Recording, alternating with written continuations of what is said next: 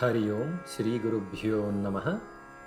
Jagadguru Adi Shankaracharya composed the Shiva Manasa Puja Stotram in praise of Lord Shiva. There are 5 slokas in this stotram. Each sloka describes different worship rituals performed during puja. The devotee is enabled to perform all those rituals and perform the worship in their mind and heart.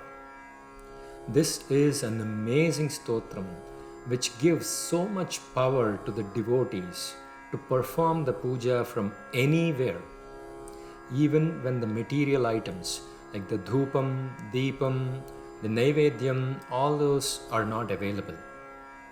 What that means is the devotee can just close their eyes when they are traveling in a train or waiting in the lounge in the airport or waiting for a doctor's appointment. Wherever they have time, they can just close their eyes, open up their imagination, and imagine that they are doing this virtual puja to Lord Shiva, the Shivalingam, and offering each of these upacharas, each of these rituals to the Lord, and get the full benefit of actually doing those rituals to Lord Shiva.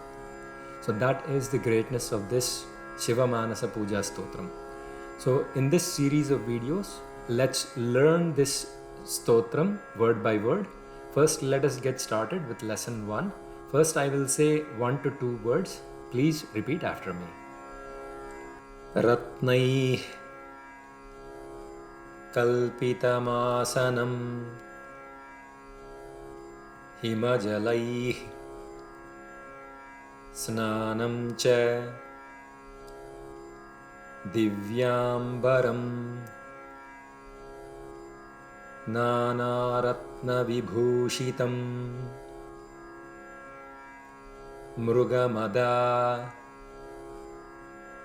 Modamkitam Chandanam Jati Champaka Bilvapatra Rachitam Pushpam Cha Dhupam Tatha Deepam Deva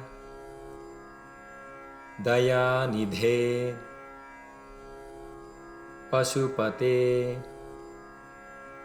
Hritkalpitam Grihyatam.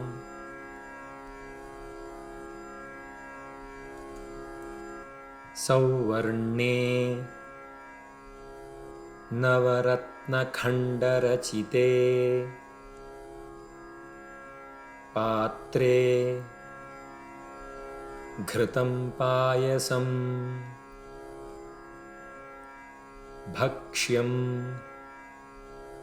Panchavidham Payodadhiyutam Rambhaphalam Panakam Shakanamayutam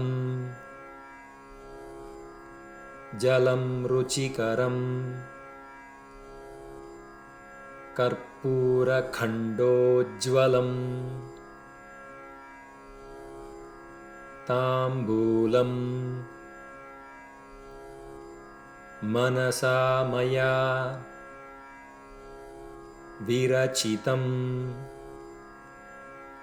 Bhaktya Prabho Svikuru. Excellent work. Let's do that one more time, one word at a time. Please repeat after me. Ratnai Kalpitamasanam Himajalai Snanam Cha Divyambaram Nanaratna Vibhushitam Mrugamada Modamkitam Chandanam Jati Champaka बिल्वपत्ररचितं पुष्पं च धूपं तथा दीपं देव दयानिधे पशुपते हृत्कल्पितं गृह्यताम्।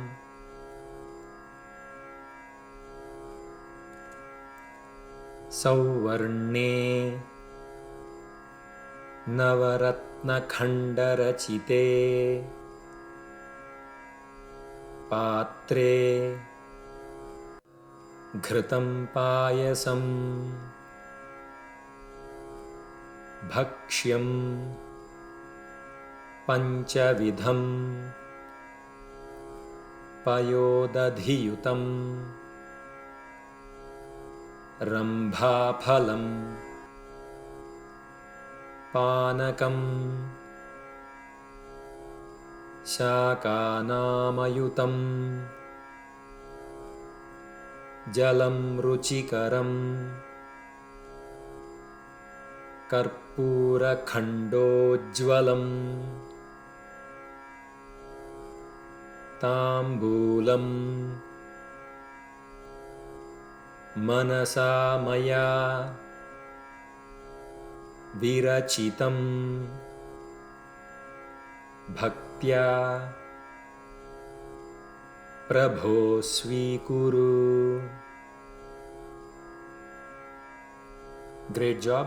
Now let's try to do one sentence at a time. Please repeat after me. रत्नैः कल्पितमासनं हिमजलैः स्नानं च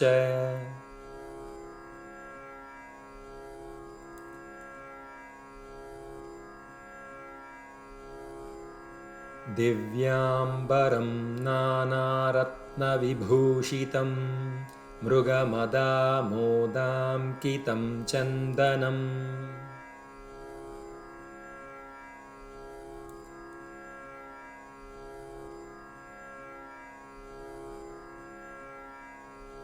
जातीचम्पकबिल्वपत्ररचितं पुष्पं च धूपं तथा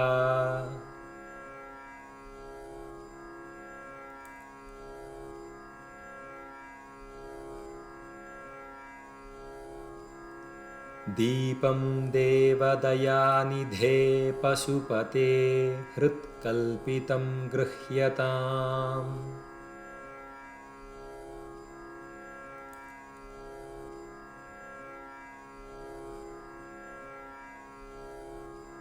सौवर्णे नवरत्नखण्डरचिते पात्रे घृतं पायसम्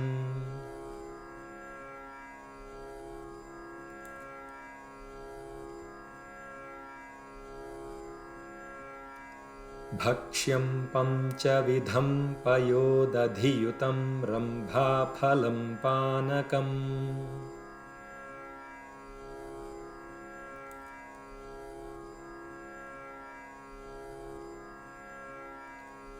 शाकानामयुतं जलं रुचिकरं कर्पूरखण्डोज्ज्वलं ताम्बूलम्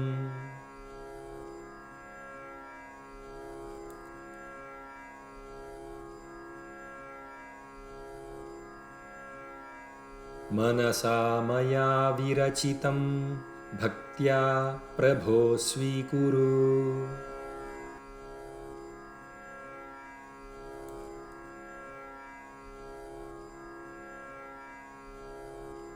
Great work.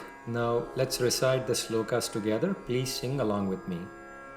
रत्नैः कल्पितमासनं हिमजलैः स्नानं च दिव्याम्बरं नानारत्नविभूषितं मृगमदामोदाङ्कितं चन्दनम् जातीचम्पकबिल्वपत्ररचितं पुष्पं च धूपं तथा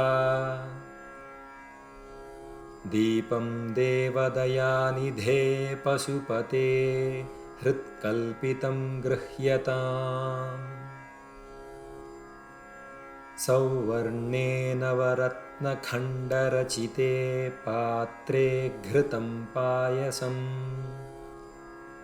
भक्ष्यं पञ्चविधं पयोदधियुतं रम्भाफलं पानकम् शाकानामयुतं जलं रुचिकरं कर्पूरखण्डोज्ज्वलं ताम्बूलम् मनसा मया विरचितं भक्त्या प्रभो स्वीकुरु. Excellent work. With this, we will conclude this session. Let's meet again in the next session.